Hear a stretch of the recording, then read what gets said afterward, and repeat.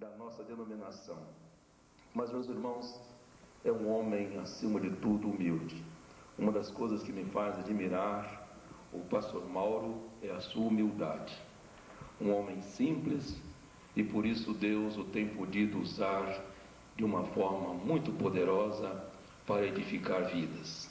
E eu não tenho dúvidas, irmãos, que neste encontro o nosso Deus estará mais uma vez usando esse nosso querido irmão para edificar nossas vidas e nossos ministérios. Pastor Mauro, que Deus o abençoe, meu irmão.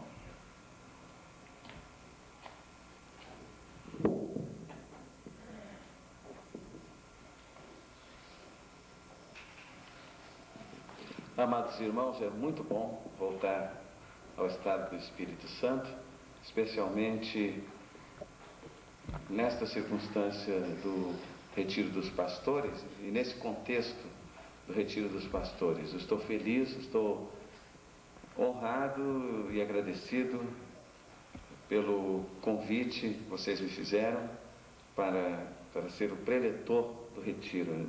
Realmente é um risco muito grande, não é? Você convida um preletor para falar todas as noites e todas as manhãs. E, na realidade, é um investimento que a gente faz e que corre um risco muito grande. Eu só tenho uma preocupação nesses dias aqui, é por isso que eu tenho orado. Eu quero abençoar a vida de vocês em nome do Senhor Jesus. Eu quero ter discernimento da parte de Deus para atinar com as necessidades de vocês, para me identificar muito profundamente com vocês. E eu queria, em nome de Jesus, já pedir que qualquer barreira, tipo preletor, participantes, não é? Gentio, judeus, qualquer barreira, a gente já acabasse com qualquer barreira agora, desde o primeiro momento, porque a grande preocupação do meu coração é ser instrumento para abençoar a vida de vocês e edificá-los. Os pastores passam o ano todo e a vida toda, eu não posso me mexer muito, é isso? Os pastores passam o ano todo e a vida toda ministrando as pessoas, tentando atinar pela orientação e iluminação do Espírito Santo de Deus com as necessidades, com as carências das pessoas, e nós estamos sempre dando de nós às pessoas, e nós precisamos desse tempo, e esse tempo é muito importante, muito caro, muito rico, muito precioso, muito raro, e eu desejo de todo o coração que cada um de vocês, como eu também, cada um de nós, esteja aqui com o coração aberto, a mente aberta, a vida aberta, com um desejo muito intenso, muito profundo de receber ministração de Deus, de ouvir alguma coisa que seja significativa, que possa realmente acrescentar na vida da gente. E eu, acima de tudo, estou aqui como pastor, pela graça de Deus, né? Pela graça de Deus, ainda que não pareça. Agora em outubro eu vou completar 23 anos de ordenação ao ministério. E eu, quando confiro o meu ministério, eu sempre glorifico muito ao Senhor, porque eu nem senti passar, não é? E de alguma maneira a gente vai fazendo essas conquistas. Então, eu sou pastor de coração, como eu sei que vocês são também, gosto disso, não pedi isso a Deus, nunca orei para que Deus me fizesse pastor, mas Ele me chamou, eu resisti a isso, eu fugi a isso, como muitos de vocês também fizeram, mas não houve jeito, não tinha saída, não havia outra coisa que eu pudesse fazer, senão isso, realizar o ministério, porque essa vocação se acendeu de uma maneira tão magnífica dentro de mim que não tinha outro jeito, eu tinha de ser pastor. E a partir do momento em que eu reconheci essa vocação, em que eu assumi essa vocação, Deus colocou uma alegria muito grande no meu coração. Então eu gosto de ser pastor, mergulho de cabeça nisso que é ser pastor, de modo que as minhas abordagens, certamente vão se orientar muito por isso aí. Como é que o coração do pastor sente, como é que a cabeça do pastor pensa, como é que o pastor vivencia essas realidades. O tema que vocês propõem é um tema extremamente desafiador, tremendo, né? Uma das versões do tema é isso, a Igreja do Senhor Jesus e os desafios do terceiro milênio. A outra versão é os desafios do século 21 e a Igreja do Senhor Jesus Cristo, mais ou menos por aí. E eu fiquei em crise com esse tema, né? Eu entrei em crise mesmo porque é alguma coisa muito desafiadora, mas eu estou aqui como pastor para compartilhar com vocês e de modo muito especial abrir o coração sobre como é que eu pretendo, pela graça de Deus, enfrentar o próximo milênio, pelo menos a entrada dele, não é? Como é que eu pretendo enfrentar o século 21. Eu queria convidá-los hoje a abrirem as suas Bíblias no Evangelho segundo registrou Lucas, capítulo 4, versículos 14 a 30. Evangelho segundo registrou Lucas, capítulo 4, versículos 14 a 30. Ele deve significar se de fato nós estamos andando pela senda adequada nesse ministério, se de fato está valendo a pena nós investirmos a nossa vida toda nesse ministério e numa qualidade assim de ministério. E eu entendi que o melhor referencial para que nós fizéssemos essa avaliação do nosso ministério, para começarmos as nossas reflexões dessa semana, o melhor referencial seria exatamente o ministério do Senhor Jesus Cristo. Eu não posso perceber uma outra referência de ministério para o pastor, para a igreja, para o cristão, senão o ministério do Senhor Jesus Cristo. Eu quero que o meu ministério se identifique com o ministério do Senhor Jesus Cristo. Eu quero andar pelas mesmas referências, pelos mesmos padrões do ministério do Senhor Jesus Cristo. Esse texto que nós vamos ler faz referência a um outro texto das Sagradas Escrituras, lá no livro de Isaías, no capítulo 61, que é a apresentação profética do ministério do Senhor Jesus Cristo. E o profeta Isaías, que é o grande profeta da graça no Antigo Testamento, teve uma compreensão muito nítida e muito clara do significado da vida, dos atos, dos milagres, da morte e da ressurreição do Senhor Jesus Cristo, o significado do ministério do Senhor Jesus Cristo. Portanto, Isaías é uma referência bíblica muito importante para nós entendermos o ministério do Senhor Jesus. Agora, vamos lembrar que Isaías viveu 700 anos antes do nascimento do Senhor Jesus Cristo. Ele profetizou com muita clareza, com muita nitidez a respeito do ministério de Jesus e cada traço desse perfil de ministério do Senhor Jesus Cristo. E mesmo tendo passado 700 anos, a profecia de Isaías não perdeu a sua qualidade quanto ao ministério do Senhor Jesus. Isso me faz também refletir no fato de que, mesmo tendo passado 2000 anos, e mesmo estando nós entrando agora no terceiro milênio, ainda os termos do ministério do Senhor Jesus, conforme profetizados pelo profeta Isaías, continuam fazendo sentido. O ministério do Senhor Jesus nos dá referências definitivas sobre o nosso ministério, para o nosso ministério, em qualquer tempo da história humana. Portanto, isso nos dá segurança, seja no primeiro milênio, segundo, terceiro, seja em que tempo for, em que circunstância for, os termos do ministério do Senhor Jesus são absolutamente imutáveis. Portanto, toda vez que eu quiser conferir o meu ministério, toda vez que eu quiser avaliar o meu ministério, para ver se eu estou indo na direção correta, adequada, eu tenho de voltar a consultar o ministério do Senhor Jesus Cristo. E é por esta senda que eu quero andar um pouco com vocês hoje de noite. Lucas capítulo 4, versos 14 seguintes. Então voltou Jesus para a Galileia, no poder do Espírito, e a sua fama correu por toda a circunvizinhança.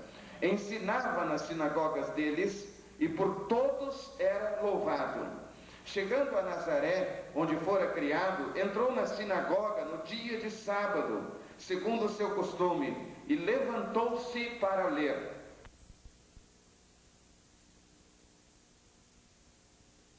Médico, cura-te a ti mesmo, tudo o que ouvimos teres feito em Cafarnaum, faze-o também aqui na tua terra. E prosseguiu: em verdade vos digo que nenhum profeta é aceito na sua terra. Leprosos havia em Israel no tempo do profeta Eliseu, mas nenhum deles foi purificado senão Naamã, o sírio. Todos os que estavam na sinagoga, ao ouvirem estas coisas, ficaram cheios de ira, e levantando-se, expulsaram-no da cidade e o levaram até o despenhadeiro do monte em que a sua cidade estava edificada, para dali o precipitarem. Ele, porém, passando pelo meio deles, seguiu o seu caminho. Eu tenho assumido uma determinação no meu coração. Eu não quero realizar um ministério medíocre. Tenho de confessar que a tentação da mediocridade é alguma coisa que nos cerca permanentemente. Nós somos frequentemente tentados à mediocridade, frequentemente pela nossa preguiça, pela nossa acomodação, frequentemente porque nós não estabelecemos padrões mais elevados para alcançarmos. Nós somos extremamente tentados a simplesmente cumprirmos um ministério formal, frequentemente um ministério profissional, ou simplesmente atendermos às expectativas que as pessoas expressam, isto é, aquilo que as pessoas esperam de nós. É muito fácil simplesmente nós começarmos a realizar um ministério e simplesmente ocupar um espaço que alguém já vinha ocupando, um espaço que ficou vago, e simplesmente orientar toda a nossa vida e todo o nosso ministério no sentido de apenas isso, nada mais do que isso, atender às expectativas das pessoas. Essa é uma tentação nossa no ministério. Quando nós assumimos o pastorado de uma igreja, quando tomamos posse de uma igreja, frequentemente aquela congregação já tem todo um conjunto de expectativas a respeito do que deva ser o nosso ministério.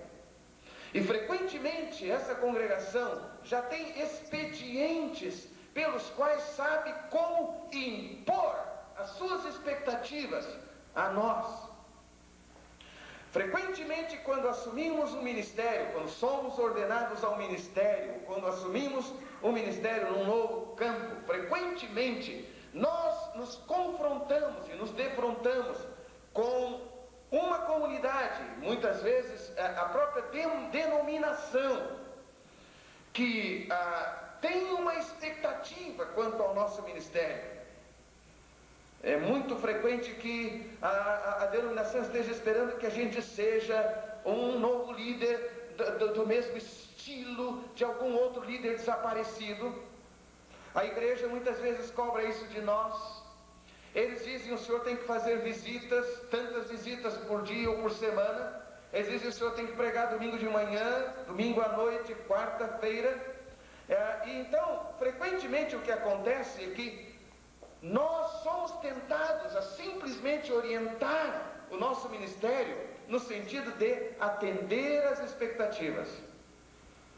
Isso, a princípio, é alguma coisa muito desgastante, mas se a gente se acomodar, fica bastante confortável, fica bastante cômodo.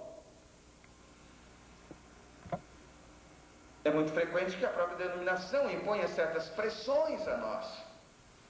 E se a gente conseguir se acomodar nesse molde, nesta forma aí, for esse padrãozinho que a denominação espera de nós, a gente simplesmente entrar nesse perfil, nesta forma que a denominação espera que a gente simplesmente se coloque ali, se ajeite. Bem, vocês me aceitam assim, estou bem, está bem. Você serve até para ser o nosso presidente. E a gente se acomoda e simplesmente vai desenvolver um ministério dentro dos padrões dessa expectativa. Nós estabelecemos rotinas, criamos vícios, nós nos escravizamos a esses vícios, a essas rotinas, aceitamos que as pessoas nos cobrem e vamos simplesmente viver para atender essas expectativas.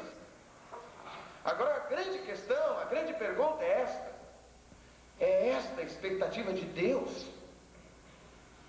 Esse é o ministério que acontecer, que vai ter sentido, que vai ter significado. E eu, com muita frequência, me percebo questionando isso. Gosto de ser uma pessoa irrequieta. Gosto de ser uma pessoa que não se conforme. Gosto de ser uma pessoa que simplesmente não se acomoda no sentido de entrar numa forma. Gosto de me questionar. Gosto de me confrontar comigo mesmo e me perguntar, será que é isso? E o motivo por que eu faço é simples. Eu só tenho uma vida. Não vou passar por aqui de novo. Tenho um potencial muito grande da vocação de Deus e dos dons que o Senhor tem me dado. E eu não tenho o direito de desperdiçar esta vida simplesmente construindo um ministério que se acomode a essas expectativas. Portanto, eu me sinto confortável quando me percebo irrequieto, quando percebo que estou incomodado por dentro, quando eu me percebo questionando se de fato estou indo na direção certa. Isso é uma coisa que eu quero ter todos os dias na minha frente. É essa referência do ministério do Senhor Jesus Cristo. Eu quero me orientar por aqui. E se isso pode propor uma reflexão, queridos, eu quero lhes propor essa reflexão. Eu clamo ao Espírito Santo de Deus que Ele nos incomode. Porque uma das coisas mais tristes que pode acontecer com um pastor é ele se acomodar e simplesmente achar que ele tem o direito de gastar a vida toda construindo um ministério que não passa do trivial, que não passa do medíocre. Será que vocês podem entender que eu lhes faça essa proposição e essa reflexão? Uma das experiências mais preciosas que eu tive na minha vida foi quando eu fui à África. Eu fui 2 vezes à África, peguei 2 malárias, a segunda quase que arrebentou comigo. Mas eu ia para aquelas aldeias lá no interior da África e aqueles lugares escuros, e as pessoas estavam assentadas no chão, velhos, crianças, jovens, adultos, gente casada, né? E quando a gente pregava, eles participavam de uma maneira tão dinâmica que a gente dava vontade de realmente pregar muito mais, não é? E se a gente contava a história daquele menininho que havia se machucado, eles faziam assim. E depois a gente então dizia que aquele menininho ficou curado, ele melhorou, ele estava brincando de novo, então eles faziam assim. Então essa responsividade com o auditório é um negócio que eu preciso muito, eu quero catucar vocês, eu quero convidar vocês a participarem dessa reflexão comigo, eu quero fazê-lo em nome do Senhor Jesus, porque eu sei que vocês também precisam disso quando vocês se colocam diante dos auditórios aos quais vocês ministram, todos os domingos, todas as quartas-feiras e todos os dias. Essa responsabilidade é importante. Eu quero ter a nítida compreensão e certeza de que pela orientação do Espírito Santo eu consigo tocar em alguma coisa que faça sentido para vocês. É isso que quero, e é disso que eu estou tratando também hoje à noite. Amém. Só pode fazer sentido se a sua referência essencial e primeira é uma profunda experiência com Deus. O ministério do Senhor Jesus é colocado nesses termos: o Espírito do Senhor está sobre mim, porquanto me ungiu para.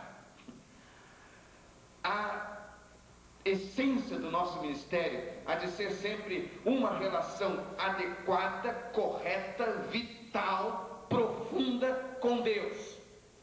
Se a nossa relação com Deus não está em dia, então o nosso ministério, ou seja, o ministério que derive disto, também não vai atinar com o ministério do Senhor Jesus.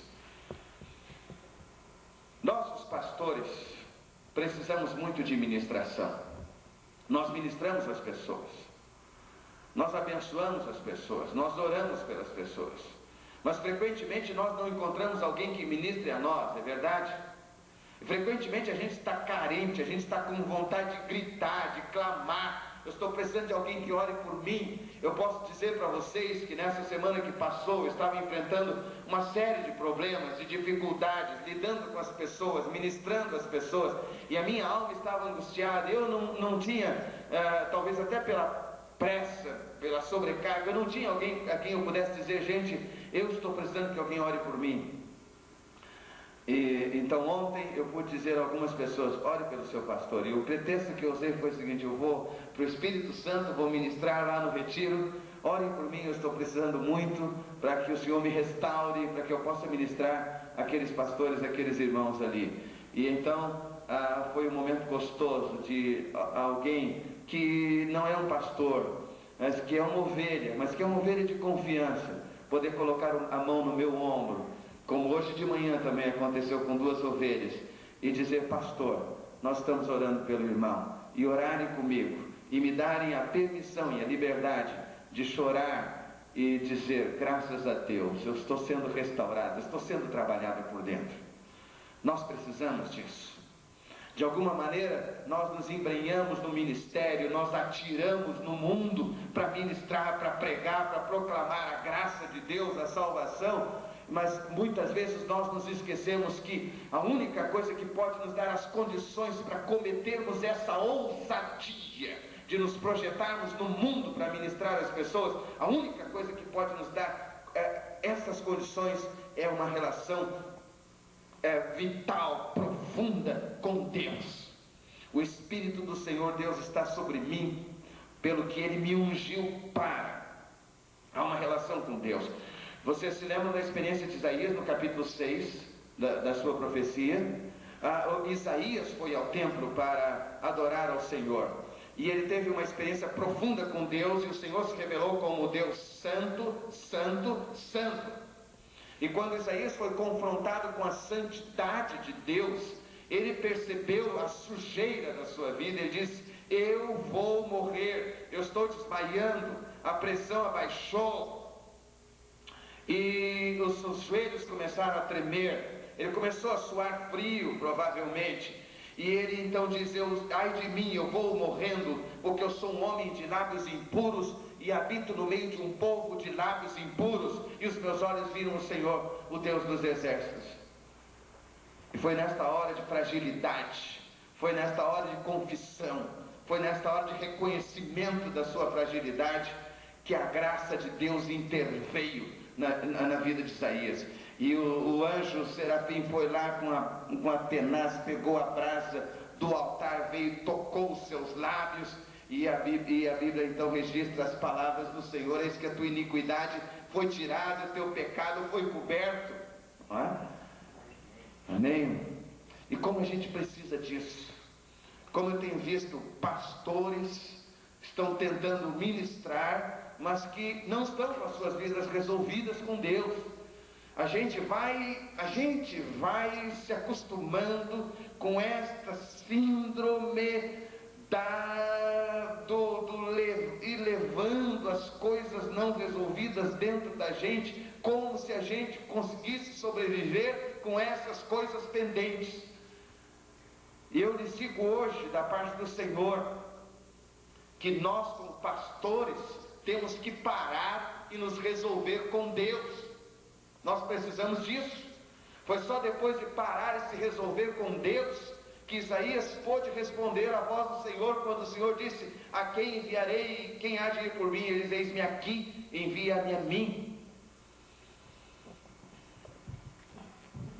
Os técnicos estavam há dias colocando explosivos, não é?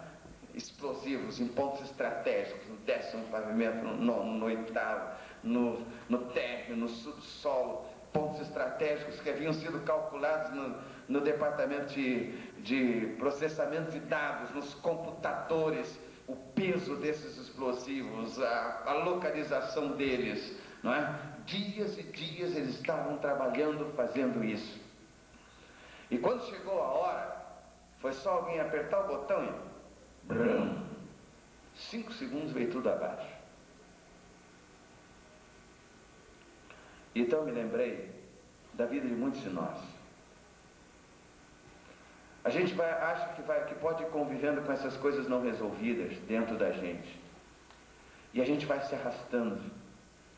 E a gente mal sabe que lá na divisão de processamento de dados do inferno, os demônios engenheiros... Gente, por favor, não levem isso para o lado da teologia não, tá? Apenas uma alegoria. Vamos descansar, né? Amém, irmão? Amém. Não fica sério, fica difícil. Tenha misericórdia. Os demônios engenheiros, analistas de sistemas, né? Estavam lá planejando onde colocar os explosivos na vida do sujeito, né? E foram colocando durante anos, sabe? Eu conheço gente em cujas vidas esses explosivos vêm sendo colocados durante anos, e eles dizem, não tem problema, porque nada, não vai acontecer nada não, né? De repente alguém diz, fulano caiu, né? A igreja se dividiu, o casal se separou, e alguém diz assim, puxa, mas tão depressa.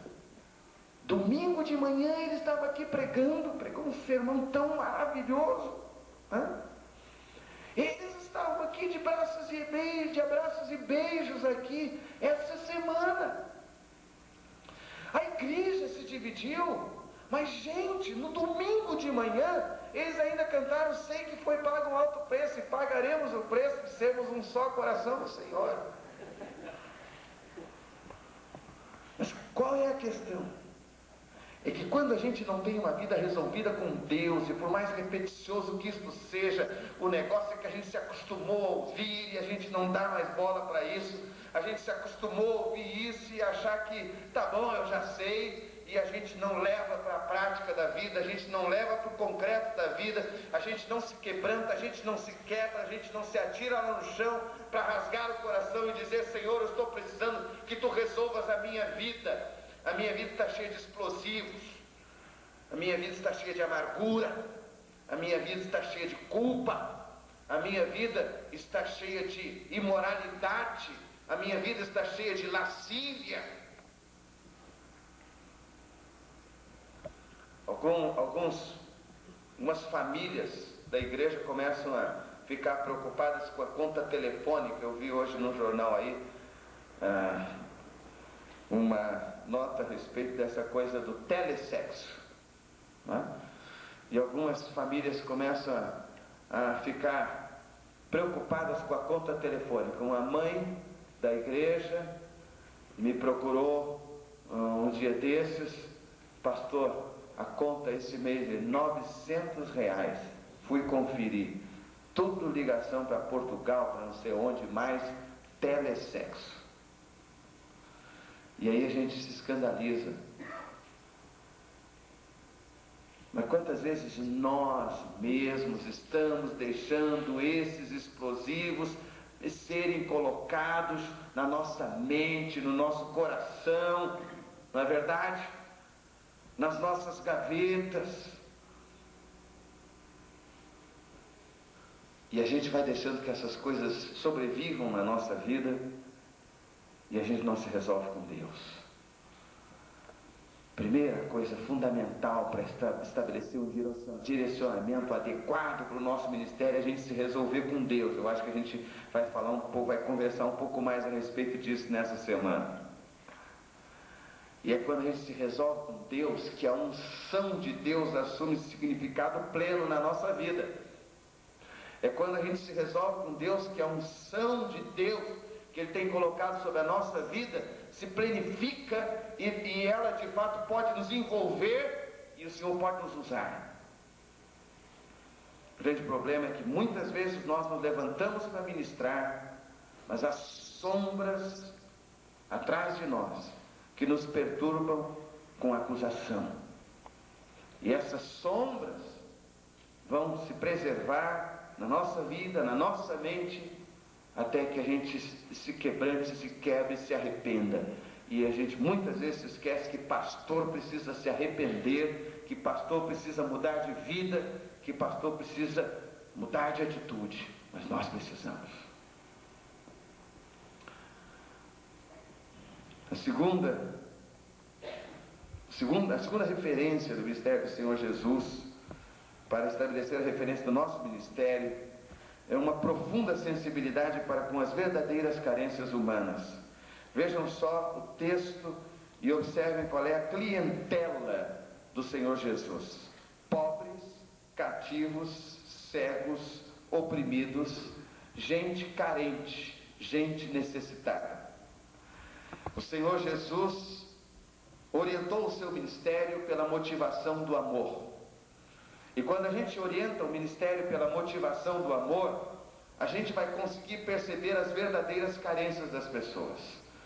Uma das grandes inquietações do meu coração é com relação ao tipo de mensagem que eu estou pregando. Será que eu muitas vezes estou abordando tantas coisas que não fazem nenhum sentido na vida das pessoas que estão me ouvindo? E esse é o questionamento com que eu me coloco diante de vocês hoje. E muitas vezes nós temos elaborações tão bonitas, tão preciosas, tão teológicas, mas que não estão dizendo nada na vida, na realidade da vida das pessoas às quais nós ministramos. E se o ministério do Senhor Jesus fazia sentido, se a sua pregação fazia sentido, era porque ele simplesmente não aceitou se alienar. Ele simplesmente aceitou romper com toda a estrutura religiosa do seu tempo, com todo o legalismo que prevalecia no seu contexto religioso e cultural, romper com os fariseus, romper com toda essa gente e se envolver e se embrenhar no meio das gentes, dos pecadores, dos publicanos, das prostitutas, dos doentes, dos necessitados, e sentir a dor dessas pessoas. Ele se permitiu chorar com essa gente, no menor versículo de toda a Bíblia, que a gente acha que sabe de cor, mas que a gente talvez não tenha meditado sobre toda a sua profundidade. Jesus chorou. E o que quer dizer isso? Eu quero orientar o meu ministério por esta mesma qualidade de sentimento, de percepção, de envolvimento de Jesus. Eu quero que o meu ministério se caracterize por isso mesmo, por esse mergulho na realidade das pessoas. Eu quero mergulhar de cabeça no sentido de que eu não vou ser alienado da sua realidade. Waldir Sternwegel, no seu livro A Igreja Rumo ao Ano 2000, esse é ótimo, está dentro, ele trouxe aí na bibliografia, A Igreja Rumo ao Ano 2000, Waldir Sternwegel fala da utopia do shopping center. Coisa boa é shopping center. Coisa gostosa shopping center. Hein? Ar-condicionado, tudo limpinho, bonito, aqueles banheiros incríveis. Mas sabe uma coisa que eu vou para lá 3 horas, durante 3 horas eu estou bem no shopping center, não é? Durante 3 horas, gostoso. Lanches sofisticadíssimos, luminosos e tudo, aquele negócio gostoso, música ambiente, parque de diversões, e salão de jogos, enfim, tudo aquilo que é bom no shopping center. Depois de 3 horas, começa a me dar um desconforto aqui dentro, eu começo a me lembrar o seguinte: gente, a vida não é isso aqui. Eu estou me engambelando, eu estou me envolvendo, a vida não é isso aqui.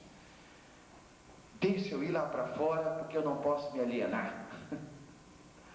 Desconforto. E eu creio que o pastor e a igreja precisam ser perturbados por esse desconforto. Nós não podemos nos acomodar nessa alienação, na utopia do shopping center. E frequentemente nós nos alienamos da realidade das pessoas. Eu peço a Deus que Ele não permita jamais essa alienação,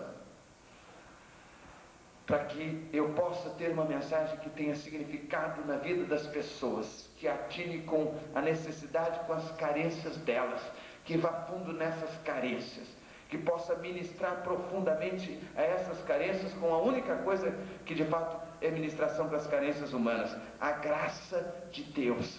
E graça é intervenção de Deus. é intervenção sobrenatural que vem de cima para baixo. Quando nós percebemos que nós não conseguimos mais nos resolver sozinhos, nós precisamos dessa intervenção da graça de Deus. E essa graça de Deus intervém na vida das pessoas frequentemente, é pela minha palavra, é pela minha ação, é pelos expedientes, pelos ministérios da minha igreja. E eu quero que esses ministérios atinem com a realidade das pessoas. Eu estou cansado, há muito tempo, eu estou cansado de simplesmente tentar reproduzir na minha igreja os ministérios que existem em todas as igrejas, ou os ministérios propostos pela denominação. Graças a Deus pelas proposições da denominação, mas eu quero alguma coisa ali que atine com a necessidade das pessoas. Aí eu peguei, há muitos anos atrás, eu comecei nos cultos de oração, coisa que vocês já fizeram também, mas eu comecei a fazer o seguinte: convidar grupos, pessoas para se reunirem em grupos de oração por interesses específicos. Quantos aqui querem orar simplesmente por isso, pelos mendigos da cidade? Quantos aqui querem orar pelos deficientes físicos da cidade? Quantos aqui querem orar para aqueles que estão escravizados à feitiçaria, à macumbaria, ao espiritismo? Foram se reunindo grupos. Eles começaram a orar por alguns meses. E foram 15 grupos talvez. Depois de alguns meses orando, eles chegaram à seguinte conclusão: que seria hipocrisia ficar só orando para Deus ter misericórdia dessas pessoas e não fazer nada. E sabe o que começou a acontecer? Começaram a pipocar ministérios espontâneos na igreja. Aqueles irmãos que estavam orando pelos mendigos disseram: pastor, vamos fazer um sopão. Depois do sopão vamos fazer o Amigos da Calçada. E até hoje o ministério está funcionando, é uma bênção. Como foi? Foi alguma coisa que veio numa revista da denominação? Foi alguma coisa que tenha simplesmente sido bolada no escritório? Que tenha sido proposta de cima para baixo? Não, senhores, foi alguma coisa que nasceu desse mergulho na realidade das pessoas, desse envolvimento com as verdadeiras carências das pessoas. Foi alguma coisa que aconteceu porque a gente pediu a Deus para ter as antenas ligadas.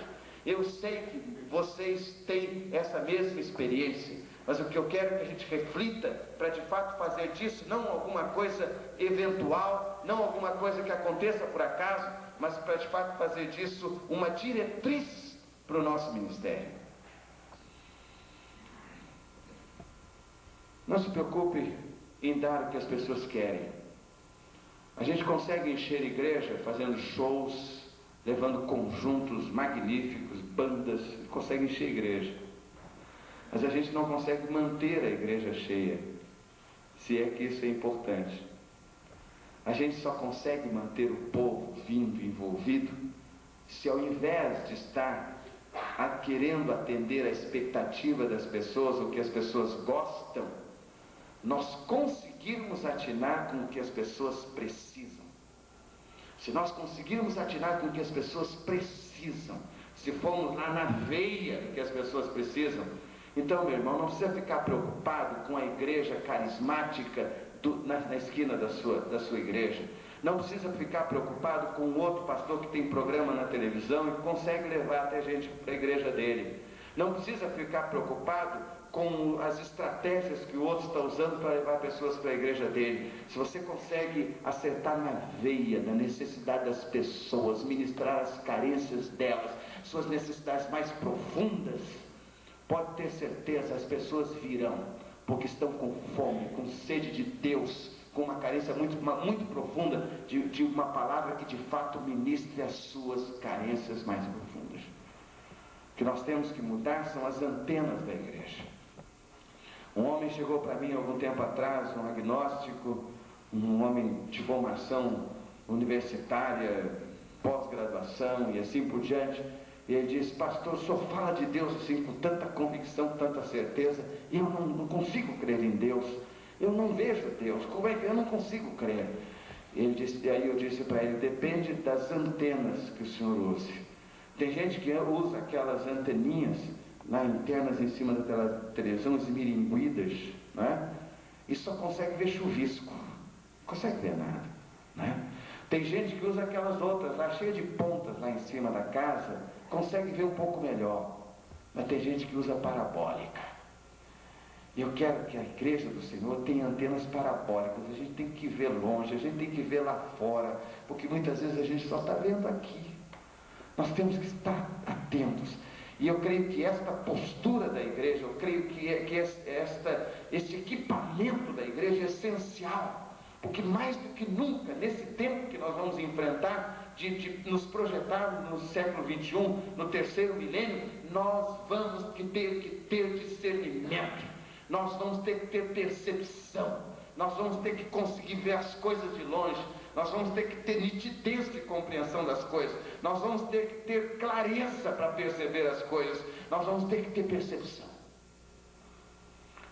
Tem gente reclamando da Igreja Universal do Reino de Deus. Eu também questiono, e aqui nós estamos na nossa ambientação doméstica, podemos compartilhar sobre isso, né? Eu também questiono uma porção de coisas da maneira, ou da teologia deles. Tenho questionado isso, no melhor espírito, assim eu entendo, tenho questionado isso. Agora tem uma coisa. A gente estava muito acomodado, há cento e tantos anos nesse país, e a gente achava que tinha o direito de só abrir igreja domingo de manhã, domingo à noite, quarta-feira, e quem precisar de Jesus, que venha domingo de manhã, domingo à noite ou quarta-feira de noite. E nós estávamos muito acomodados. E eu penso que muitas vezes Deus permite, porque Deus é maravilhoso, Ele usa a gente. Por que não pode usar outros só porque eles não são iguais a gente? Deus é magnífico, é maravilhoso.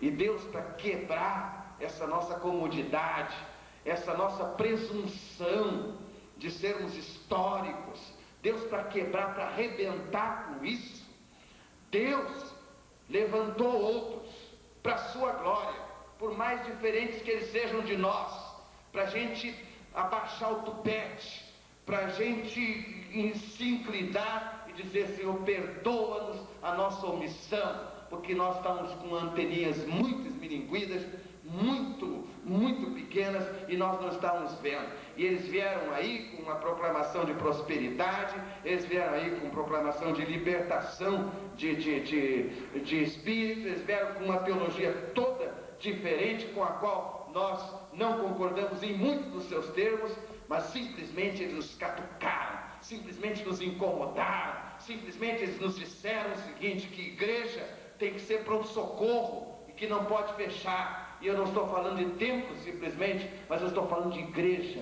de povo de Deus, que está aberto a ministrar, que está aberto a ser acordado de madrugada para ministrar às pessoas, que está aberto a de fato se colocar na sociedade e não simplesmente se alienar. Esta é a visão que eu tenho.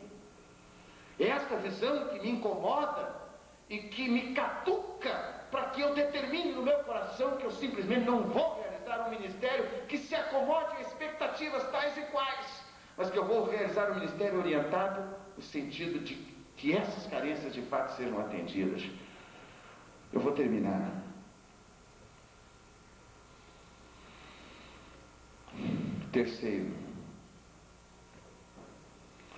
Terceira referência no ministério de Jesus, que eu levo em conta na avaliação do meu ministério: um profundo sentido de propósito.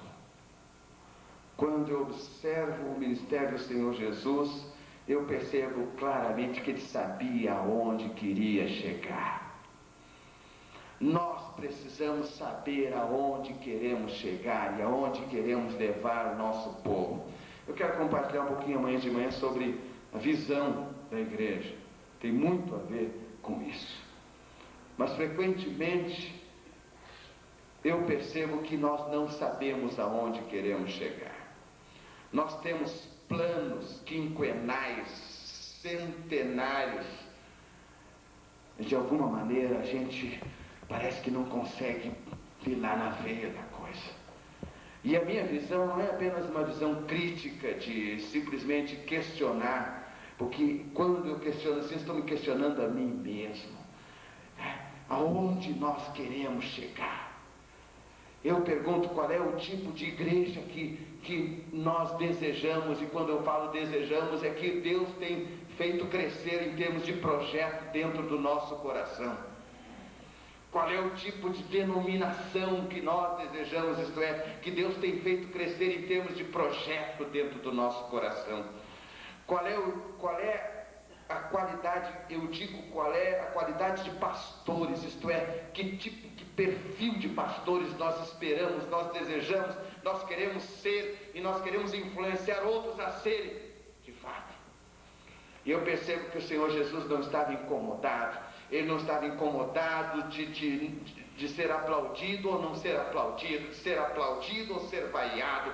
Ele sabia onde queria chegar, o pessoal ficou enraivecido com ele, eles o pegaram, eles o levaram ao cume daquela montanha para de lá o precipitarem. Vocês viram no texto, mas o Senhor Jesus não estava incomodado com isso, porque ele sabia aonde queria chegar, sabe?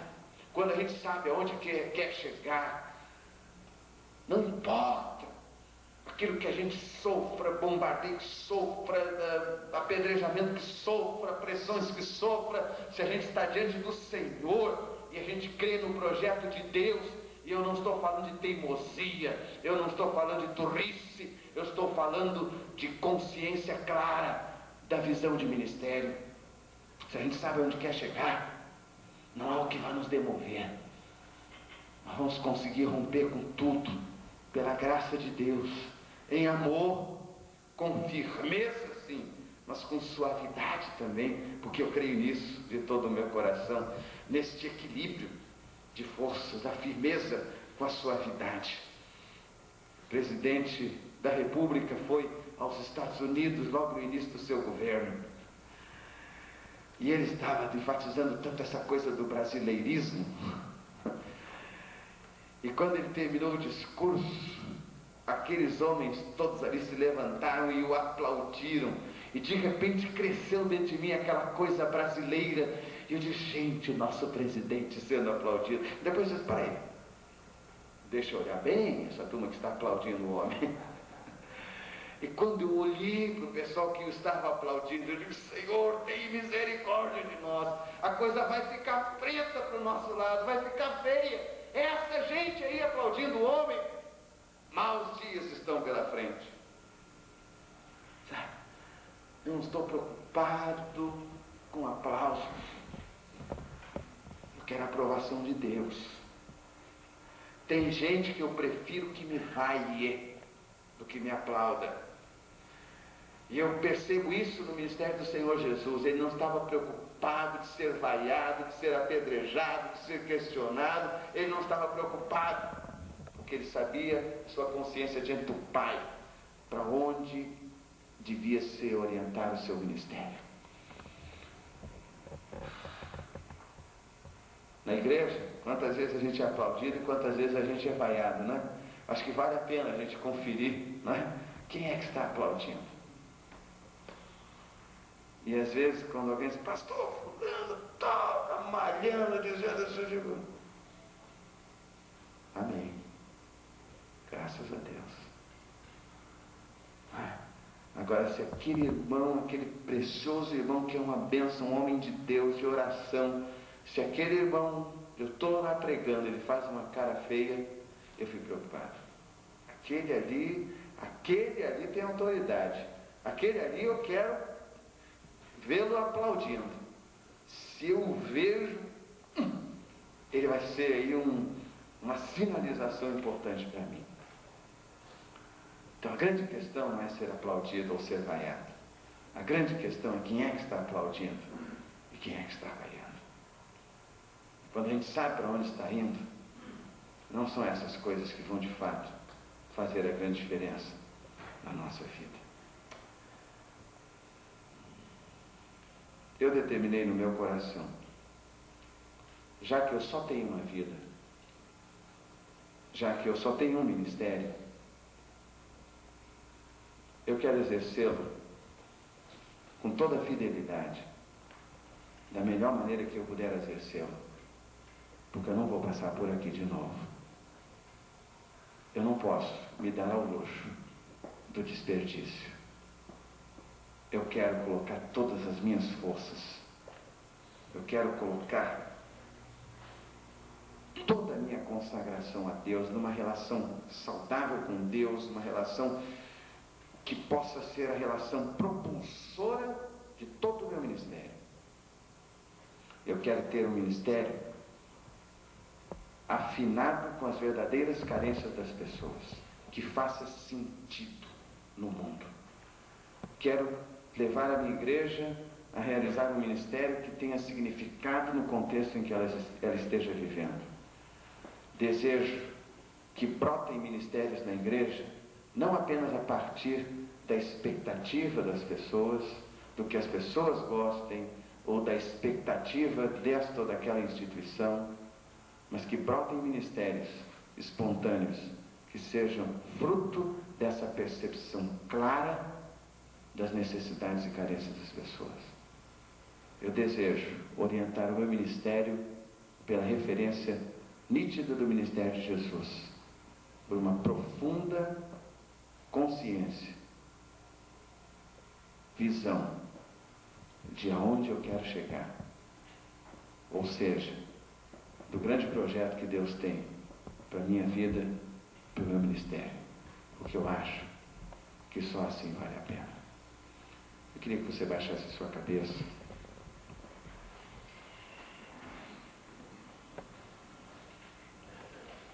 Senhor Deus, nós nos colocamos com simplicidade diante de Ti e aceitamos ser confrontados. Não permita jamais aquela atitude de acomodação.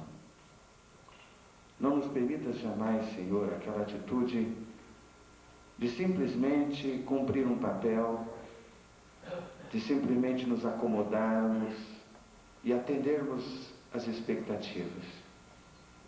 Mais do que isso, nós queremos estar comprometidos com a Tua expectativa e com o Teu projeto. Tem misericórdia de nós. Nós somos frágeis e humanos, mas nós temos uma vocação, nós temos uma unção que o Senhor tem colocado na nossa vida e sobre nós para o ministério. Senhor, tem misericórdia de nós, para que cada um de nós, como pastor aqui, possa estar com a sua relação contigo absolutamente em dia. Possa estar, ó Deus, com a sua vida resolvida contigo. Senhor, trata de nós. Cura-nos, ó Deus. Restaura-nos, Senhor. E, Senhor, desmobiliza todos esses explosivos que o inimigo tenta colocar estrategicamente nas nossas vidas. Para que, Senhor, nós não sejamos tomados de surpresa e de susto, mas que nós sejamos encontrados fiéis. Amém. Tem misericórdia de nós, para que no nosso ministério nós tenhamos percepção clara, nítida das necessidades das pessoas. Não nos deixes, Senhor, sermos conduzidos pelos caprichos das pessoas, por aquilo que elas querem, por aquilo que elas gostam, mas que estejamos conduzidos pelas suas verdadeiras necessidades. Amém. Nós te rogamos, finalmente, Senhor, que Tu nos dês uma profunda convicção de propósito, com muita clareza, que Tu nos mostres aonde queres nos levar e que Tu nos faças hábeis, capazes para chegarmos lá. Mais que isto, para conduzirmos a Tua igreja, o Teu povo, o Teu rebanho, à concretização desse projeto. Para que assim o ministério bendito do Senhor Jesus Cristo se reedite de modo pleno na nossa vida, no nosso ministério pastoral e no ministério das nossas igrejas. Amém. Em nome do Senhor Jesus. Amém. Deus os abençoe. Amém.